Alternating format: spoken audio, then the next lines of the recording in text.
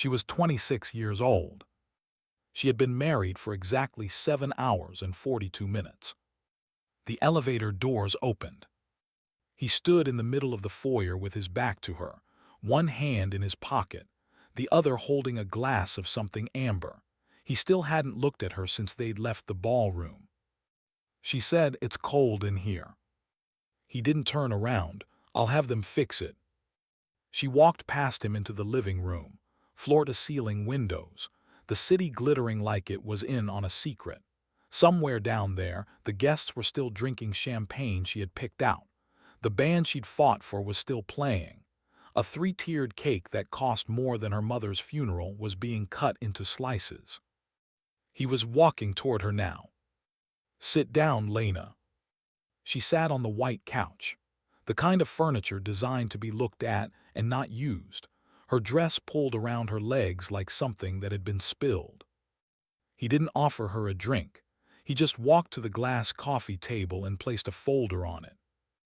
Black leather, expensive, the kind a lawyer brings. "There's a folder on the table," he said. "I need you to read it." Her hands didn't want to open it. She made them anyway. Inside were 18 pages, legal paper. The words hit her like a punch. Dissolution of marriage. Her full name, Vivienne Marie Ashford. His full name, Julian Alexander Hartford. A line at the bottom already signed in his handwriting. The ink looked fresh. The ink looked days old. She couldn't tell. Her ears were ringing. She looked up at him. "I don't understand." He was watching her with an expression she'd never seen before. Not cruelty, not coldness. The look a man gets when he's waiting for a difficult phone call to end. "You married me this morning, in front of my mother, in front of your mother, in front of 400 people. I'm aware. You danced with me." "I did." "You cried during the vows. I saw you." "I know what you saw." She picked up the folder. Her hands were shaking now. "Then what is this?" He took a sip of his drink. He watched his throat move. She had kissed that throat 100 times. She had fallen asleep with her ear against it. "The marriage had a purpose," he said. "The purpose has been served. It's done now. You're going to sign these papers and you're going to leave tonight. Tomorrow morning my people will make sure everyone understands it was a mutual decision." "A purpose? What purpose, Adrian?" He set the glass down. "My father left me debts, not money, other kinds. The Delmare family controlled a piece of the port I needed. Your uncle controlled a judge I needed. Marrying you resolved both problems in a way nobody could object to because it looked like a love story." She laughed. She didn't mean to. It came out sharp and wrong. "You're joking." "I'm not." "You're joking because I know you and I know. I've been in love with her for 9 years." The room went quiet.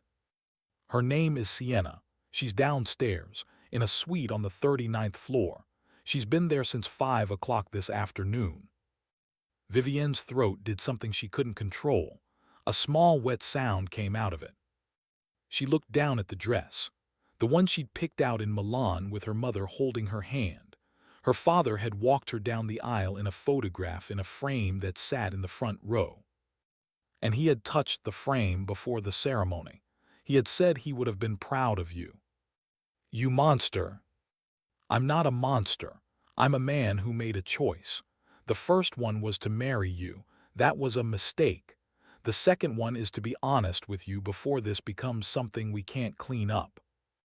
"A week. I'm trying to be decent about this, Lena. You're trying to be decent." She was standing now. She didn't remember standing. "You stood in front of a priest. You put this ring on my finger. You told my mother you would take care of me. You told her that, Adrian, at the rehearsal dinner in front of my aunt. You put your hand on her shoulder and you said, 'I'll take care of her, Mrs. Ashford. I promise you I will take care of her.' I remember. And you meant none of it." "I meant it in the way I could afford to mean it." She looked at him, really looked at him, the man she had walked toward, the man who had cried at the altar or pretended to. Did you ever love me, even a little, even for an afternoon? He was quiet for a long time. I liked you, he finally said. I thought you were very smart and very beautiful. I thought you would be good for the family. She slid the ring off her finger. She didn't hand it to him. She set it on top of the folder very carefully. I want my things. They're being delivered to the apartment in the morning. She made it to the lobby before she broke. She sat on a concrete planter outside a closed flower shop and cried in a way she had not known a person could cry. A cab pulled up. An older man in a Mets cap rolled down the window. Ma'am, where do you need to go? I don't know. Okay, he said. Get in, we'll figure it out. Right now, drop your location in the comments. I want to see where this story is reaching tonight. Are you watching from New York, Boston, somewhere else entirely? Comment below. I want to see how far this travels. The apartment was in a pre-war building on the east side. A doorman who didn't ask questions. She would learn later that he had been told not to. The apartment was on the 9th floor, 2 bedrooms, a renovated kitchen, a window that looked out on an air shaft. She sat on the living room floor in her wedding dress and did not move for a long time. The sun came up eventually. She was surprised by it. She had expected the night to last longer. Her phone had been in a clutch at the reception. Someone had put the clutch in the closet. She found it. She turned the phone on. 43 texts, 19 missed calls. Her mother, her aunt, 3 bridesmaids, a reporter, her mother again. She called her mother. Lena, where are you? Where are you? I've been calling since 6. He ended it, Mom. He ended the marriage last night in the penthouse. He had papers ready. He had an apartment ready. He's in love with someone else, Mom. He's been in love with someone else the whole time. Her mother made a sound Lena had heard exactly twice in her life. Once when the doctor had come out of the emergency room to tell them about her father. Lena, I told you that family. I told you I said that family. I know you did. You were right. I need you to listen to me. You need to come home, right now, tonight. I can't come home, Mom. Not yet. If I come home tonight, the whole neighborhood will be on the porch by tomorrow. Lena. I'm okay. I'm going to be okay. I just need a minute. I need to not talk to anyone. I need to think. Can you do that for me? Can you just tell everyone I'm fine? Tell them we had a fight. Tell them anything. Lena, please. Mom. I love you. I'm going to call you in 2 days. I'm going to be fine. I promise you I'm going to be fine. She hung up. She took the dress off that afternoon. She had to cut the laces in the back because she couldn't reach them. There was no one to ask. She used a kitchen knife. She held the blade carefully between 2 fingers and she sawed at the silk ribbon until it gave. She stepped out of the dress and left it in a pile on the bathroom floor like a dead thing. She showered for a long time. The water ran hot and then cold and then hot again. She tried to remember what her voice sounded like when she laughed. She couldn't. That frightened her more than anything that had happened in the penthouse. On day 3, a man came to the door. 60, thin, a face like a retired schoolteacher. He wore a brown coat and carried a briefcase. Miss Voss, my name is Paul Ashworth. Your former husband has retained me to handle the paperwork on your behalf. I'm not his attorney. I was hired specifically for you. I work for you now if you'll have me. She looked at him for a long moment. Come in, she said. He took off his shoes at the door without being asked. He sat at the kitchen table and opened his briefcase. He laid out documents, different documents, longer, more of her name. The apartment is yours, he said, free and clear. There's a trust that will cover maintenance and taxes for 30 years. After that, you own it outright. I don't want it. I'd encourage you to want it. Miss Voss, I've been doing this work for 41 years. I have watched a great many women in your position refuse what was offered because they felt it was tainted. Every single one of them has regretted it within 18 months. The people who did the tainting don't suffer from your refusal. You do. Take the apartment. It isn't a gift. It's a settlement. You earned it the hard way. At the end of the meeting, he handed her a card, just a phone number. Why are you doing this? She asked. He looked at her over the rim of his glasses. My daughter was married to a man like him a long time ago. It didn't end the way this is ending. I think about her every day. I take on cases I shouldn't because of her. She didn't call for 6 days. But the card stayed on the coffee table, face up, number showing. Every morning she passed it. Every morning she didn't move it. The apartment got smaller. The city got closer. On day 12, at 4 in the morning, she woke up without meaning to. She lay in the dark for an hour, watching a square of street light move across the ceiling. She got up and made tea. She sat on the couch with her knees drawn up under her sweatshirt. The card was still on the table. She thought, if I don't do this now, I'm going to keep not doing it, and that's going to be its own answer. And I don't want that to be my answer. She picked up her phone. She dialed. It rang twice. Marcus Hale. It's Vivienne Ashford. Good morning. Is it too early? I've been up since 4. Have breakfast, then come to the office at 10. We'll talk. He hung up. She stared at the phone in her hand and she laughed, once, short and dry, a laugh, not a sob. She made eggs. She ate them. She put on the black sweater she'd bought with her own money. She climbed 3 flights of stairs. There was no sign on the door. When she rang the buzzer, a voice said, "3rd floor, take the stairs." At the top, the door was open. Inside was a single large room. Tall windows, floor-to-ceiling bookshelves, a worn leather couch, a desk. At the desk, a man in a charcoal sweater was writing something by hand on a yellow pad. He didn't look up when she came in. He finished his sentence. He put the pen down, then he looked up. He was 45 maybe, brown hair with gray at the temples, a face you would remember, quiet eyes. "Miss Voss." "Mr. Hale." "Marcus is fine, please sit down." She sat on the couch. "I'll be direct. I'm going to ask you some questions. You don't have to answer any of them. If you get up and leave right now, I'll walk you to the door and hold it for you, and I won't ever bother you again. Is that acceptable?" "Yes." "Good. First question, do you know who I am?" "No." "Good. I'd have been worried if you did. Second question, do you know why you came here today?" "Not really." "Also good. Third question, what did you do before you met Adrian Cade?" She took a breath. "I worked for a research firm. I was an analyst. I looked at companies before people bought them. I was good at it.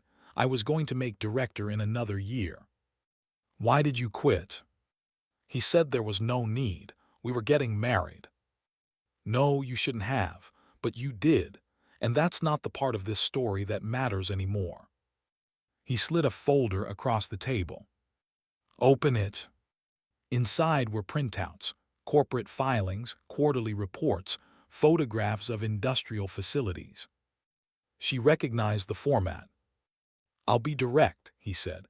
"I run a consulting business on paper. In practice, it's something more complicated. I advise people. Sometimes the people are companies, sometimes they're families. Sometimes the families are the kind of families your former husband belongs to. I've been doing this for 15 years. I'm very good at it. I don't take on many employees, and I'm not in the habit of writing letters to women I've never met." "Then why did you write one?" "Because a lawyer named Paul Ashworth called me. Paul is irritating in that he won't recommend anyone out loud. What he does is mention them twice and wait to see if you notice. He mentioned you twice. You're the first person I've broken my rule for in 7 years. In the last 5 minutes, I watched you stop your hands from shaking twice, straighten your back once, and ask me 2 sharp questions instead of falling apart. That means either you're in shock or you're a person who functions under pressure. I want to know which one you are. I'm willing to give you a few weeks to find out." "You're offering me a job." "I'm offering you a conversation. At the end of them, if we both think it makes sense, I will offer you a job. You'll do research. You'll read documents. You'll tell me what you see in them that I don't. You'll be paid well. And you will not work for Adrian Cade directly or indirectly. That's a promise. Why would you promise that? Because I understand what happened to you, and because I have no interest in being a stepping stone between the worst night of your life and the next worst night. If you come to work for me, you come to work. You don't come to be rescued. I hate waste. What I observe is that you have a mind that someone trained, and that mind has been sitting in a rented apartment eating bread and watching the ceiling. That's a waste. She didn't call for 6 days. But on day 6, at 4 in the morning again, she made a decision. She called him. She made eggs. She put on the black sweater. She climbed the 3 flights of stairs. He was at the same desk in the same charcoal sweater. You came back. I came back. Why? Because I didn't want to be the kind of person who doesn't. He slid another folder across the table. She opened it and started reading. 11 minutes later, she set it down. This company is lying. How do you know? The holding company says they bought the facility for $11.2 million, but the county valued it at $19 million last spring. Either they got the deal of the century or the real price was paid somewhere else under a different name. That's a cover number.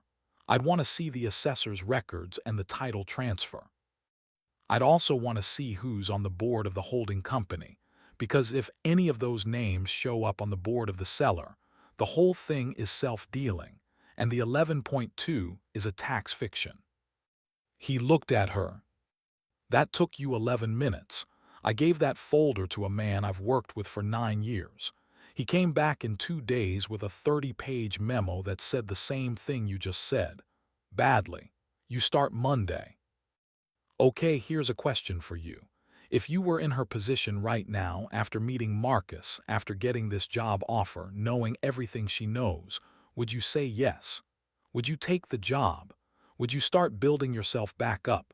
Comment below and tell me what you would do. The work wasn't glamorous. Marcus had warned her it wouldn't be. What he hadn't told her was how much she would love it. Week 1, he gave her a pile of annual reports. Find me 3 things in here nobody wants me to find. She found 4. Week 2, he gave her a deposition transcript. Find me the lie. She found 2. Week 3, he asked, what do you want to look at? She asked for 6 months of filings from a shipping concern operating out of 3 ports. He raised one eyebrow. Interesting choice. At the end of 9 days, she walked into his office and put a single sheet of paper on his desk. They're moving money through a company that doesn't exist. He read it twice. He set it down. He stood up and walked to the door. Denise, call Ray in here and Tio and close the door. That was the first meeting. There would be many. Week 5, someone called her by her last name. Week 7, she realized with a cold shock that she hadn't thought about Adrian in 3 full days. She put her pen down. She sat for a long moment. Then she picked the pen back up and kept working. At week 8, she had lunch with her mother. A diner on Long Island, laminated menus, a waitress who called everyone Ha. Her mother looked her up and down. You lost weight. I know. Are you eating? I'm eating, Mom. You're working. I'm working. Different, you're quieter. You used to fill the room. You don't fill the room anymore. You sit in it. Is that bad? It's not bad. It's just different. I don't know if I did this or he did this, but somebody did it, and I want you to know I see it. He didn't do it, Mom. I did. At week 11, Marcus sent her to Philadelphia. She sat in a conference room on the 14th floor with 7 men and 1 woman. The woman spoke twice. The men didn't look at her when she spoke. Vivienne immediately understood. The woman was the most important person in the room. The men just didn't know it yet. On the train home, she told Marcus, That woman is going to run that organization within a year. I know we're going to need to know her, quietly. I'll start a file. You already started a file. I could see you doing it. She looked at her reflection in the train window against the dark and thought, I am becoming someone. The thought made her hungry. At week 26, Marcus told her about a benefit at a museum in Chicago. Wear something black, stand near Denise, don't drink the champagne. She went. She wore a black dress she had bought for herself with money she had earned. She was talking to a curator about a painting she didn't like when she turned her head. She saw him across the room with a woman on his arm. He was laughing at something a man in a gray suit had said. He looked the same, that was the worst part. She expected the earth to have marked him, but he was just Adrian, fine, laughing. Her hand did not shake, she noted that. Denise appeared at her elbow. We can leave. No, I'm fine, don't hover. He'll notice if you hover. Marcus appeared on her other side. Do you want to leave? No. Do you want him to see you? She thought about that for a long moment. Yes, but I don't want to cross the room. I want him to cross the room. He won't cross the room. He will if I don't look at him. She stepped away. She turned back to the curator. She asked another question about the painting. She laughed at his joke. She stood with her back 3/4 to the bar. She waited. It took 4 minutes. She felt him before she heard him. She turned. She gave him exactly the face she had practiced in the bathroom mirror for 6 months. Mild, neutral, unsurprised. Adrian. Lena, you look well. Thank you, I didn't know you'd be here. I didn't either until yesterday. Are you here with someone? Friends. He looked past her shoulder. She didn't turn. Marcus and Denise had disappeared into the crowd. Lena, I've wanted to call you. No, you haven't. I have. No, you haven't, and that's fine. You didn't owe me a call, I did actually. I did. You married me. You put this ring on my finger. You told my mother you would take care of me. You told her that, Adrian, at the rehearsal dinner in front of my aunt. You put your hand on her shoulder and you said, I'll take care of her, Mrs. Ashford. I promise you I will take care of her.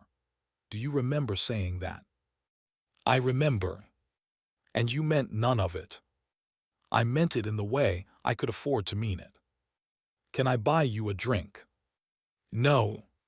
Just one, there's a lot to. No, Adrian, I'm working. Working at a benefit. Yes, working. She watched him try to figure out if she was lying. She watched him fail. Lena, I have to get back to the person I was talking to. Let me go.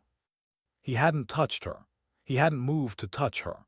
But the word let came out of her without her choosing it, and she watched him hear it, and she watched his face do something she had waited 6 months to see. A tightening at the corner of his mouth, a half-second flinch. She had catalogued that flinch. She had been waiting for it. There it was. I'm glad you're well. Thank you, I hope you're happy. I am. Good night, Adrian. She turned, she walked, she didn't look back. On the car ride home, she sat in the back seat and looked out at the city sliding past. She felt something small and mean, an old move and settle inside her. A cool, clean thing, very small, very dense. Which she couldn't have named 6 months ago. Which she could name now because Marcus had said the word. Consequence. At week 27, Marcus called her into his office. I'm going to put you on something bigger. I'm going to put you on the council. The council. There are 9 people on it. None of them will like that there is a 10th. 7 of them will get over it inside a year. 2 of them will not. You'll know which 2 within the first meeting. You'll handle them. You'll sit in the chair and you'll do the work. And by the time they understand what you are, they won't have a move left to make. That's not revenge. That's something else. Consequence. For the first time in 6 months, Marcus smiled. A real smile, small, tired, something that hadn't been used in a while. That'll do. The council met in a room above a restaurant. Mahogany table, 10 chairs, a single chandelier. 7 men were already seated, 1 woman in a gray suit, Oriana. Marcus sat at the head. He introduced her. This is Vivienne Ashford. She's taking a seat. A man named Petrillo smiled at her. Pleased to meet you, Miss Ashford. I knew your husband. The room shifted. I knew him too. Petrillo smiled wider. She filed that smile. She would understand it later. At the end of the meeting, Marcus said one more thing. One more thing. Adrian Cade has asked for a sit-down. I told him he could have one 3 weeks from Thursday. He can bring 1 person. I'll be bringing 2. The room didn't react visibly. But Petrillo's eyes flicked to her and back to Marcus. In her office the next day, Marcus explained. Petrillo was feeding information to federal investigators. Adrian's shipments had been seized. His cousin had been arrested. Adrian knew something was wrong but didn't know who to trust. Marcus wanted her to figure out where the leak was coming from. But she didn't want to do it directly. She wanted to use Petrillo's family. She wanted to use his nephew, Danny.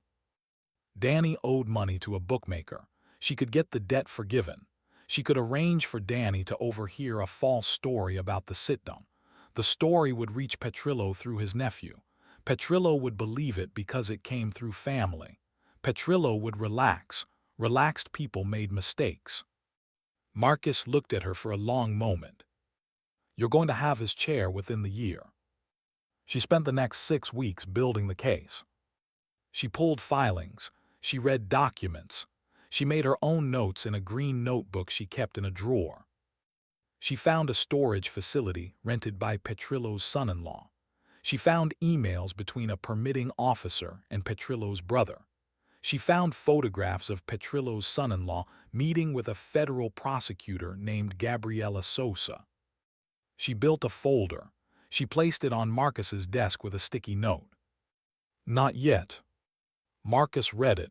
He didn't ask what not yet meant. He knew. Not yet meant the evidence was in place, but the timing wasn't right. At week 34, the case was complete. At week 37, Marcus called for a council meeting. She stood. She had learned from Oriana that standing makes men listen. She opened the folder. I'm going to walk you through a set of documents. I'm going to ask you not to open to page 7 until I ask you to. She walked them through the pages flatly. No drama, no performance. The facts were more frightening than any dramatization. Email chains, bank transfers, photographs from different angles. Page 7 showed a black Mercedes, license plate, Gabriela Sosa's name attached to it. The car in the background is registered to Assistant U.S. Attorney Gabriela Sosa out of Newark. The man in the foreground is Mr. Petrillo's son-in-law, Anthony Russo. The photograph was taken on March 11th. The permit was pulled on March 26th. Petrillo's face tightened at jaw, then loosened, then went very still. Mr. Petrillo, I'm going to give you the next 60 seconds. Anything you say will be considered by this council before any action is taken. Petrillo laughed, bitter, surprised. The nephew, the thing with the nephew, the lasagna, that was you. I don't know what you're talking about, Mr. Petrillo. You're a goddamn liar. You have 41 seconds left. Petrillo closed his folder. He pushed it away. He stood up. I have nothing to say to this council. Marcus nodded to a man at the door. They left together. Oriana looked at Vivienne. You'll take his chair. If this council would have me. Slide your folder down 1 seat. Vivienne moved her folder down 1 seat. The chair was still warm from Petrillo. She sat in it anyway. 3 weeks later, there was another sit-down. Adrian came alone this time. He looked broken, hollow eyes, lost weight, a ring on the wrong finger. Marcus laid out the situation. Petrillo had been working with federal investigators. The case was airtight. Vivienne will look at it, Marcus said. Adrian reacted. He hadn't expected that. I came to you, Marcus. You came to me for an outside pair of eyes. Vivienne is an outside pair of eyes. She's the best pair of eyes in this city for this kind of problem. Adrian accepted the offer. He brought documents to a follow-up meeting. Vivienne presented conditions. 1. Dismiss the son-in-law. 2. Close the storage facility. 3. Restructure the permitting relationships. 4. Find the leak in your household. 5. Don't contact us for 6 months. Are we clear? We're clear. Then he asked to speak to her alone. They went to the back of the restaurant. He tried to apologize. She didn't let him. I know about Margaret, she said. I've known for 3 weeks. Marcus has known for 6. We didn't tell you because telling you would have changed your behavior in that room. She's cheating on me. Yes. With him. Yes. I thought I was saving you. She looked at him, really looked at him. Cowardice dressed as kindness is still cowardice. She walked back upstairs. He didn't follow. And that's where she leaves him, broken, dependent, stuck in the past. 15 years later, Vivienne Ashford is 41 years old. She runs the council. She doesn't carry the wedding with her anymore. She thinks of it the way you think of a country you left. She was with a carpenter named David for 6 years. They're not together now, not because of heartbreak, but because they were complete with each other. She kept the chair he made her. On the anniversary, not of the wedding, but of that night in the penthouse, she buys daisies. She puts them in a glass on her kitchen table. She sits, she eats, she reflects. She thinks about the woman who sat on the floor of a rented apartment in a wedding dress, who didn't know if she would ever eat another meal she wanted to eat. That woman is a stranger to her now. But she was necessary. Tomorrow morning, a 26-year-old researcher is going to come into her office. Someone just walked into her world broken. Someone who doesn't know yet that she's going to be all right. Vivienne has asked Denise's successor to move this young woman's desk next to hers. The desk is the message. The same message Ezra gave her 15 years ago. She had not been saved, she had become. That was the whole difference. And it was all the difference there was. She turns off the lamp. She sleeps. If you made it this far, you're part of something special. These stories don't reach people who aren't ready to hear them. So please subscribe, hit that like button, and comment below. Tell me what part of Vivienne's journey hit you the hardest. Tell me what you think her life looks like now. Tell me what you would have done differently. This story continues beyond the screen. Your story continues beyond this video. Thank you for watching.